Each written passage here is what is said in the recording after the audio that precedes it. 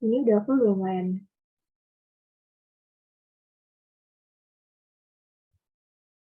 Halo, udah ke full belum Len? Udah, Mbak. Oke, terima kasih. Nah, langsung aja untuk ke soal pertama. Sebentar. Jadi ini soal dari Pak Andi dulu yang aku bahas, nanti dibahas dilanjutin sama teman-teman yang lainnya. Soal pertama, terkait dengan pasang surut laut, jelaskan dengan ilustrasi gambar dan formula matematika sederhana bagaimana interaksi bulan dan bumi memengaruhi pasang surut laut. Jadi sebenarnya pasang surut itu tidak hanya dipengaruhi oleh interaksi bulan dan bumi saja, tetapi juga benda-benda astronomi lainnya. Tetapi karena jaraknya yang cukup dekat itu bulan, jadi pengaruhnya itu cukup signifikan. Nah, di sini untuk pasangan surut yang dipengaruhi oleh bulan itu dipengaruhi karena adanya gaya sentrifugal antara sistem bumi dan juga bulan, serta adanya gaya tarik dari bulan. Nah, jadi massa itu ditarik ke pusat bulan. Jadi seperti ini arahnya. Jadi ketika jarak suatu massa itu jaraknya lebih dekat dengan permukaan bulan daripada dengan permukaan bumi, maksudnya dengan pusat bulan daripada dengan pusat bumi, maka dia itu akan tertarik ke arah pusat bulan. Jadi untuk rumus untuk gaya yang mempengaruhi pasut itu adalah di pojok kanan bawah ini, teman-teman. Analoginya pada saat pasut itu pasang itu terjadi pada saat bulan purnama dan juga bulan baru. Nah, pada saat itu kan permukaan air laut itu lebih dekat dengan pusat bulan. Jadi pada saat itu air lebih naik daripada sebelumnya. Kemudian mengapa bisa terjadi surut di bagian belahan bumi yang lainnya? Karena kan air tadi naik tertarik ke pusat bulan. Jadi di belahan bumi yang lainnya itu mengalami kekosongan sehingga terjadi surut seperti itu. Kemudian untuk soal berikutnya, apa makna atau pengaruh pasut bagi pemetaan dasar laut? Nah, pasang surut air laut itu berpengaruh pada pemetaan dasar laut karena ada perbedaan ketinggian saat pasut terjadi dan saat pasut itu tidak terjadi. Terkadang perbedaan ini tuh cukup signifikan sehingga dapat mengganggu pemetaan batimetri. Pemetaan batimetri itu menggunakan teknologi sonar di mana teknologi ini mengukur waktu cepat lambat gelombang saat gelombang tersebut dipancarkan dan dipantulkan kemudian ditangkap kembali. Nah, tinggi air itu kan akan berbeda sehingga akan menghasilkan data yang berbeda pula. Oleh karena itu, sebelum melakukan pemetaan dasar laut, itu harus diketahui pasang surut dari suatu daerah tersebut. Jadi ketika kita melakukan pengukuran kedalaman, itu nanti data hasil pengukuran kedalaman harus dikoreksi dengan data pasang surut. Terlebih jika pemetaan ini nanti akan digunakan dalam navigasi pelayaran, sehingga perbedaan ketinggian yang signifikan akibat pasut itu dapat menjadi permasalahan untuk kapal yang hendak melintas. Ini juga terkait dengan keamanan pelayaran. Kurang lebih seperti itu. Kemudian untuk soal nomor 2, terkait dengan gelombang laut, gelombang hanya memindahkan energi tetapi tidak memindahkan massa. Jelaskan maksud pernyataan ini dengan ilustrasi gambar bagaimana dengan fenomena air laut yang mencapai daratan. Nah, gelombang itu kan tidak memindahkan massa karena pada dasarnya gelombang hanya memindahkan energi dalam bentuk orbit tertutup dan menggerakkan massa secara vertikal. Jadi bisa dilihat di gambar sebelah kanan yang atas, pergerakannya itu dalam orbit yang tertutup setelah satu periode. Jadi ini orbitnya tertutup dan tidak ada transportasi massa hanya bergerak secara vertikal. Kemudian pada kasus air sampai ke daratan, ini terjadi karena orbit perpindahan energi tidak tertutup. Bisa jadi karena orbit diameternya itu bertambah besar setelah satu periode sehingga perlahan-lahan massa itu mulai bergerak. Nah, jadi kan sebelumnya orbitnya tertutup. Kemudian ini karena ada perubahan diameter, kemudian orbitnya bertambah besar sehingga ada transportasi massa di sini. Yang sebelumnya massa itu hanya bergerak secara vertikal. Hal tersebut dapat terjadi karena perbedaan kedalaman laut seperti yang tergambarkan dalam gambar yang bawah ini. Kurang lebih seperti itu, teman-teman. Jadi awalnya massa itu hanya bergerak secara vertikal dan tidak ada transportasi massa, orbitnya juga tertutup, tapi ketika diameter orbit itu perlahan membesar, mungkin terjadi karena perbedaan kedalaman laut itu sendiri, sehingga orbit ini bisa terbuka dan lama-kelamaan massa itu akan bergerak atau adanya transportasi massa. Kurang lebih seperti itu untuk nomor 2A. Untuk nomor 2B, jelaskan dengan ilustrasi gambar bagaimana kaitan antara pecahnya gelombang dengan tingkat kecuraman dasar laut. Pecahnya gelombang itu dipengaruhi oleh kecuraman dasar laut, di mana gelombang itu tuh akan mudah pecah saat dasar laut juga semakin curam. Secara sistematis hubungannya itu dapat dituliskan sebagai berikut. Stiffness of a wave atau kecuraman gelombang itu sama dengan H dibagi L, di mana H itu adalah tinggi gelombang dan L adalah panjang gelombang.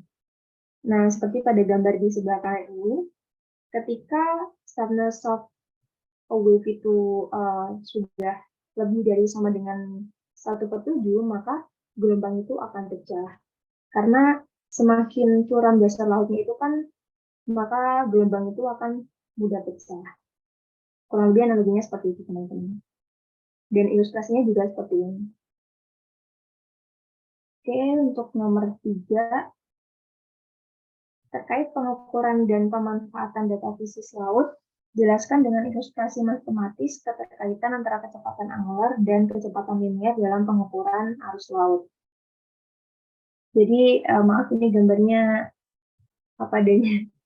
Jadi, ini awalnya di sini ada titik P, kemudian titik P itu mengalami gerak lingkar dari titik A ke titik B dalam radius atau jari-jari R.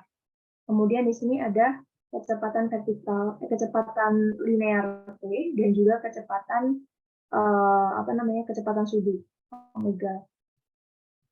Nah, jika posisi sudut atau delta θ-nya itu sangat kecil, maka lintasan busurnya itu juga sangat kecil. Sehingga hubungan posisi sudut dan lintasannya itu dapat dirumuskan sebagai berikut. Ini lebih ke fisika ya, teman-teman. Sehingga hasil akhirnya itu diperoleh bahwa kecepatan linear itu berbanding lurus dengan kecepatan sudut, di mana V sama dengan omega dikali R. Nah, jadi apa penerapannya hubungannya dengan pengukuran arus laut? Hal ini berkaitan dengan alat yang digunakan untuk pengukuran kecepatan arus itu sendiri, yaitu current meter, di mana kecepatan air itu diperoleh dengan membandingkan banyaknya putaran kincir pada current meter dalam waktu tertentu. Semakin banyak putarannya, kecepatan sudutnya itu akan bertambah, dan laju liniernya itu juga akan bertambah. Karena kan tadi kecepatan linier itu berbanding lurus dengan kecepatan sudut. Oke, itu untuk nomor 3. Kemudian untuk nomor 4 akan dijelaskan sama Isyul.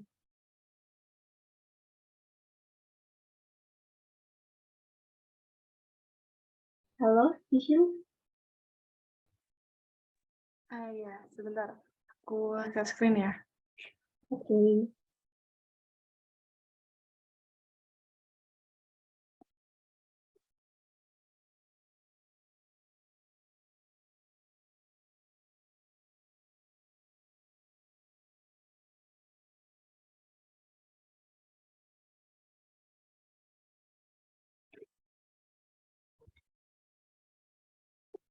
Udah masuk belum ya? Udah, Sil. Oke, ini lanjut ke nomor 4 tentang satelit altimetri. Nah, pertama itu diminta prinsip pengukuran satelit altimetri beserta input yang diukur dan hasil ukurannya. Nah, kalau secara umum itu, prinsipnya itu memanfaatkan selang waktu perambatan gelombang radar yang dipancarkan oleh satelit. Nah, jadi dilakukan pengukuran tinggi di atas permukaan laut berdasarkan waktu tempuh radar yang dipantulkan untuk mengamati topografi dari permukaan laut. Nah, yang dilakukan itu pertama kan memancarkan satelit ini memancarkan pulsa-pulsa gelombang radar ke arah permukaan laut.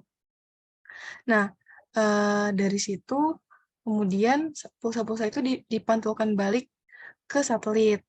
Nah, satelit kan menerima balik sinyal yang dipantulkan oleh permukaan laut tadi.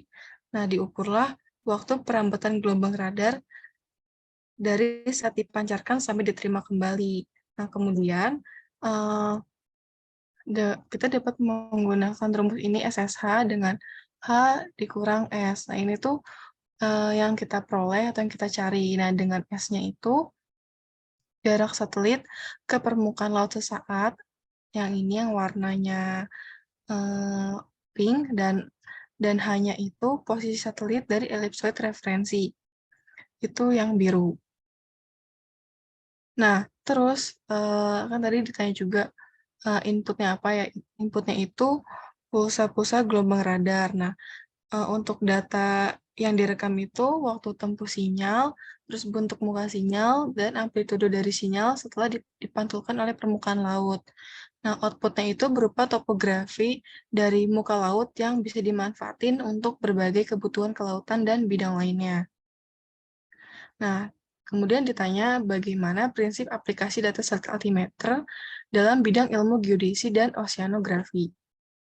Dalam bidang ilmu geodesi, satelit altimetri dapat digunakan untuk estimasi batimetri, penentuan gaya berat, analisis harmonik pasang surut permukaan laut, pemantauan perubahan MSL global, unifikasi datum tinggi antar pulau, dan sebagainya. Dan untuk bidang oceanografi, satelit altimetri bisa digunakan untuk studi dinamika kelautan, seperti studi mengenai gelombang, pemodelan pola arus laut, karakteristik muka laut, fenomena El Nino dan La Nina, dan sebagainya. Ini juga bisa teman-teman temuin di PPT-nya Bu Leni. Nah, terus lanjut ke nomor 5. Jelaskan prinsip terjadinya tsunami kepada orang awam agar mudah dipahami, lengkapi dengan ilustrasi gambar. Nah, ini ilustrasinya kalau awalnya itu tsunami itu terjadi karena bisa terjadi karena adanya tumbukan lempeng permukaan bumi yang akumulasi tegangannya sudah mencapai level maksimum. Nah, kemudian terjadilah pelentingan dari ujung lempeng dan mengakibatkan airnya itu terdorong keluar dan menciptakan gelombang besar yang akhirnya itu sampai ke daratan. Nah, pada awal tumbukan ini, akhirnya kan akan menyusut menjauh dari daratan. Nah, yang bisa dilihat oleh masyarakat itu kan ikan-ikannya itu nampak, terus bisa terdengar suara dentuman atau bisa pergerakan juga. Terus untuk pelantingan, ketika terjadi pelantingan itu, airnya bergerak ke daratan dengan kecepatan dan ketinggian ekstrim. Selanjutnya, strategi untuk mengomunikasikan tsunami kepada berbagai pihak dengan disiplin dan kepentingan berbeda agar mitigasi dampak atau risiko tsunami bisa ditingkatkan. Nah, ini bisa divariasi ya teman-teman buat jawabannya. Kalau misalnya di sini kan bergantung pada pihak yang ingin dituju. Jika ditujukan kepada masyarakat, tentunya kita memberikan penjelasan dengan bahasa yang sederhana supaya dapat dimengerti oleh masyarakat. Kemudian untuk memperjelas terkait tsunami-nya, misalnya kita bisa mengadakan demonstrasi terkait simulasi tsunami. Nah, terus kita juga bisa mengedukasi mengenai dasar oceanografi dan geologi supaya publik itu juga memahami istilah-istilah yang digunakan. Selanjutnya, nomor 6, makna oceanografi fisis dengan aplikasi hukum laut internasional. Nah, kan kalau di oceanografi fisis, itu tuh mempelajari sifat-sifat fisika yang terjadi dalam interaksi antara lautan, daratan, dan atmosfer. Nah, itu bisa berkaitan juga ke pasang surut. Nah, itu bisa dijadiin acuan untuk pembuatan hukum laut internasional, misalnya dalam penentuan zona ekonomi eksklusif atau ZEE. Perlu diketahui jarak garis pangkal ke batas ZEE. Dengan garis pangkal itu pertemuan antara daratan dan laut ketika air surut. Sebagai negara kepulauan, untuk menentukan garis pangkal kepulauan Indonesia, prinsipnya dipergunakan garis pangkal lurus kepulauan. Nah, dapat tidaknya garis pangkal lurus kepulauan ditarik dari dan ke titik terluar pada gas air rendah dari suatu elevasi surut itu tergantung dari dua syarat. Ada elevasi surut tersebut terletak pada suatu jarak dari suatu pulau terdekat dengan tidak lebih dari 12 mil laut, atau pada elevasi surut tersebut terdapat bangunan tetap, misalnya merkusuar. Nah, ada salah satu kasus yang berkaitan dengan fenomena alam itu low tide elevation atau elevasi surut yang terjadi saat daratan atau batuan atau karang yang terbentuk secara alami yang dikelilingi oleh dan di atas air saat surut, tetapi akan tenggelam kembali saat pasang. Nah, kemudian elevasi surut ini yang terletak di batas laut teritorial itu tidak akan memiliki laut teritorialnya sendiri. Oleh karena itu, elevasi surut tidak menghasilkan hak yang sama dengan pulau atau wilayah lain. Segitu untuk pembahasan soal tahun kalau nggak salah tahun 2020. Nah, ada satu lagi dari asisten lainnya. Aku izin stop share ya, teman-teman.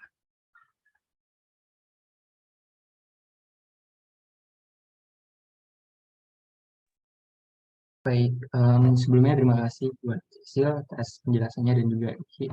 Nah, mungkin untuk selanjutnya ini akan membahas terkait soal UAS tahun 2020 dari ini. Mungkin aku izin share screen dulu. Apakah sudah terlihat? Sudah, Mas.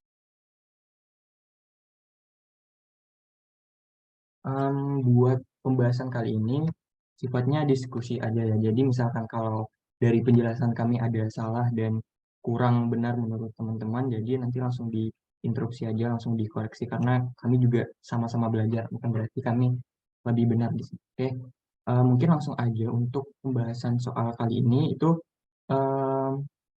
untuk aku sendiri membahas untuk bagian poin A dan bagian poin B. Untuk bagian selanjutnya akan dijelaskan sama Mas Andi nanti.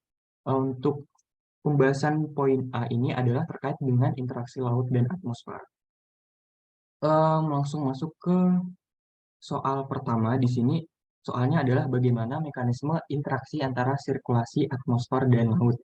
Nah, mungkin teman-teman juga udah pada paham ya, karena udah dijelaskan sama Bu ini. Jadi di sini setidaknya yang harus kita ketahui adalah faktor utama dari interaksi sirkulasi atmosfer dan laut. Bahwasanya ada dua faktor utama.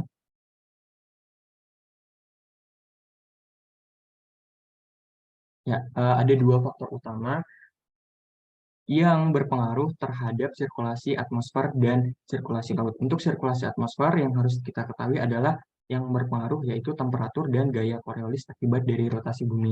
Untuk sirkulasi laut yang berpengaruh adalah temperatur dan hal ini juga akibat dari temperatur atmosfer dan juga yang kedua adalah densitas.